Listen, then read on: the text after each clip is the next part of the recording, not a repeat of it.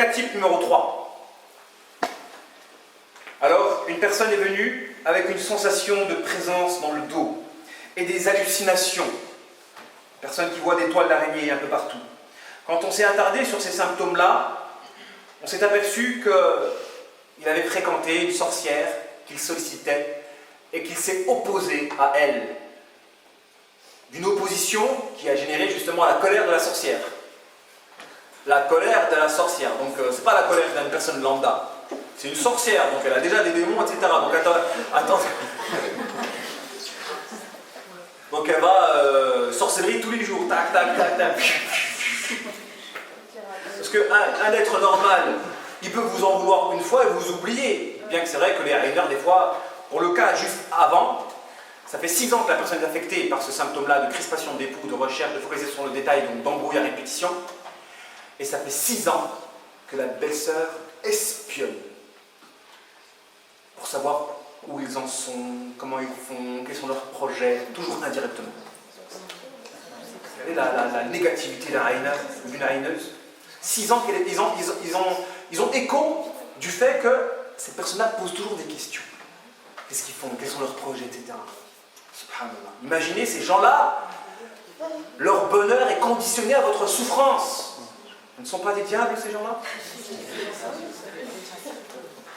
Le bonheur est conditionné à votre souffrance. Alors que nous croyants, notre bonheur doit être conditionné au bonheur d'autrui. Afshou salam. Cas numéro 3.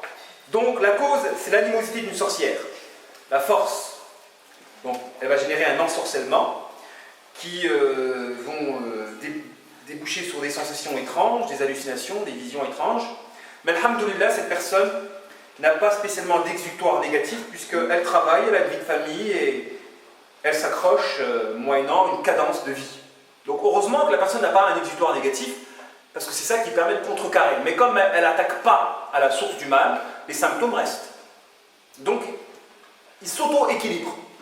Il y a une fuite, c'est comme quelqu'un qui est dans un bateau, il y a des trous. Il y a l'eau qui rentre, et lui tout le temps, il vide l'eau, parce qu'il travaille, parce qu'il a une vie de famille, parce qu'il a des activités. Donc il y a des gens, en réalité, s'ils n'avaient pas ces activités-là, ils couleraient. Ils couleraient encore plus rapidement s'ils auraient des exutoires négatifs. On le verra tout à l'heure, pour ceux qui ont des exutoires négatifs. Donc, alhamdoulilah, cette personne n'a pas d'exutoire spécialement négatif. Elle est mariée, elle a des enfants. Il lui faudrait une roka d'emblée. Ça, c'est le remède, hein? Hein? C'est le remède, ça. Le remède, c'est la roka, directement. Là, directement, on fait la roka. Oui? Est-ce qu'une roka suffirait ou bien est-ce qu'il faudrait plusieurs rokas? Tout dépend du gabarit de la personne, ça on ne peut pas savoir. Mais parfois, une roka peut suffire. Quand la personne n'a pas spécialement beaucoup de failles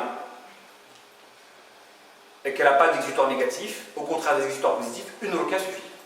Quand elle a des failles, ouais, peut-être plusieurs rokas. Excusez-moi. Oui? Les types de failles que vous nommez là, enfin, globalement, on les retrouve sensiblement. C'est souvent les mêmes, ces failles-là, ou bien ça... Je n'ai pas compris. Les failles en fait que vous évoquez, de quelle nature sont-elles en fait? Bon, il y a plusieurs failles, il y a beaucoup de failles. Oui. Donc, 4 familles de failles, une faille doctrinale, une faille sentimentale au niveau du ressenti, une faille en acte, une faille en relation. En acte, c'est du péché. En ressenti, c'est des ressentis mal placés, espérance mal placée, crainte mal placée, amour passionnel. Doctrinal, c'est des idées. D'opposition au tawhid, je m'oppose au destin, je suis en colère contre Dieu, je m'allie avec quelqu'un que je ne devrais pas m'allier. Et en relation, c'est une relation toxique, c'est une faille. Là, il y a les 4 types de failles. Les 4 types de failles: doctrinales, sentimentales, pragmatiques, relationnelles.